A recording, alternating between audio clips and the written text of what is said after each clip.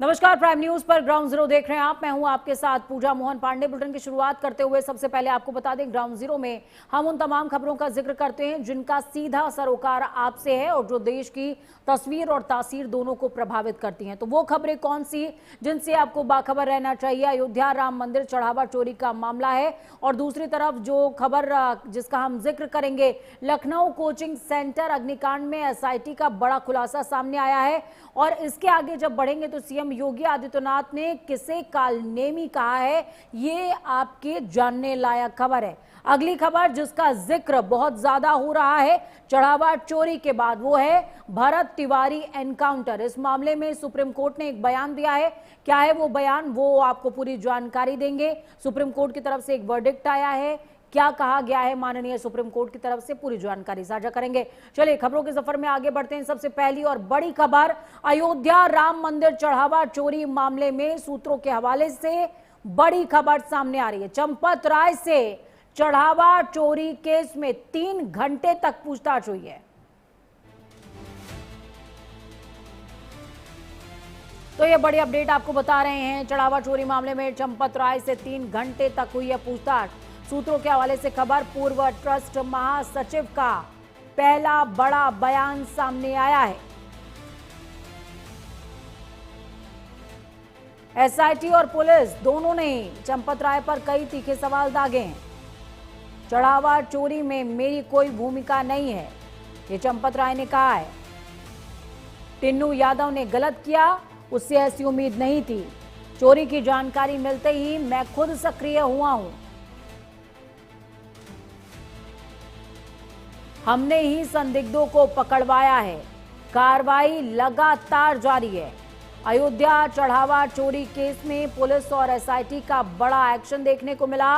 राम मंदिर ट्रस्ट के अधिकारियों समेत 80 लोगों को नोटिस जारी हुआ है। मामले में कुल 140 गवाहों के बयान दर्ज किए जाएंगे। बैंक कर्मचारी रत्नेश और गगनदीप को भी पुलिस का नोटिस मिला है। नोटों की गणना और सुरक्षा से जुड़े लोग अब एसआईटी के रडार पर हैं।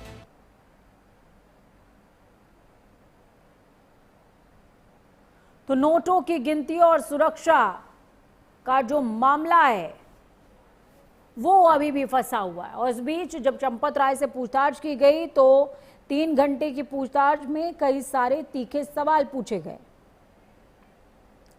चंपत राय ने साफ तौर पर कहा कि चोरी में मेरी कोई भूमिका नहीं है, टिन्नू यादव ने ठीक नहीं किया।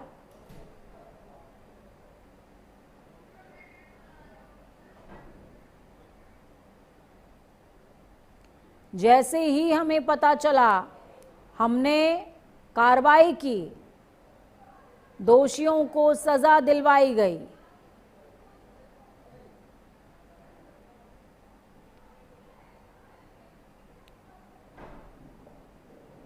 चोरी में भूमिका से साफ इनकार किया है चंपत राय ने।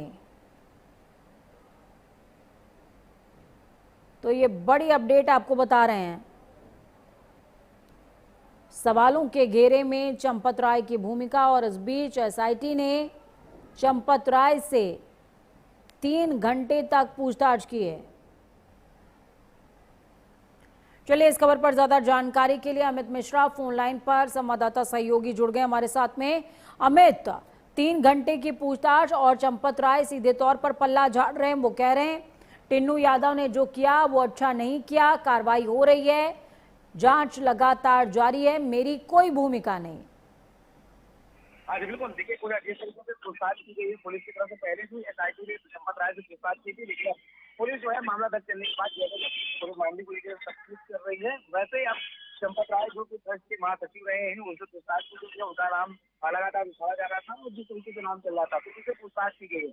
तो उन्होंने जो सूत्र बता रहे हैं कि पूछताछ में वो बातें कबूली है। उन्होंने कहा है कि ये चीजें सामने आई है, लेकिन ये मुझे उम्मीद नहीं थी कि टिन्नू यादव इस तरह के काम कर सकता है, मेरी संलिप्तता नहीं है। लेकिन हाँ, यादव इस तरह का काम कर सकता है, ये उम्मीद नहीं थी। तो एक बात ये इनके बयान से निकल रही है कि जिस तरीके से ये आरोप लगाए जा रहे थे कि टिन्नू यादव और चंपत राय का साथ है, तो कहीं ना कहीं उनके बयान में भी ये बातें दिख रही है। तो वो ये कह रहे हैं कि मुझे ऐसी उम्मीद नहीं थी कि टिन्नू यादव इस तरह का काम कर सकता है, जिस तरीके की चीजें हुई नहीं है। उन्होंने कहा इसकी जानकारी हुई थी, शिकायत की गई थी, जांच चल रही थी, लेकिन ये कहा जा सकता है कि पुलिस की जो पूछताछ है उसमें अहम चीजें बाहर निकल करके आ रही है और पहली बार ऐसा हो रहा है कि जब संपत राय का ये बयान आ रहा हो। चलिए, बहुत शुक्रिया अमित हमारे साथ जुड़ने के लिए, अहम जानकारी साझा करने के लिए। तो 140 गवाहों की लिस्ट तैयार की गई है। इन तमाम गवाहों से पूछताछ होगी, बयान दर्ज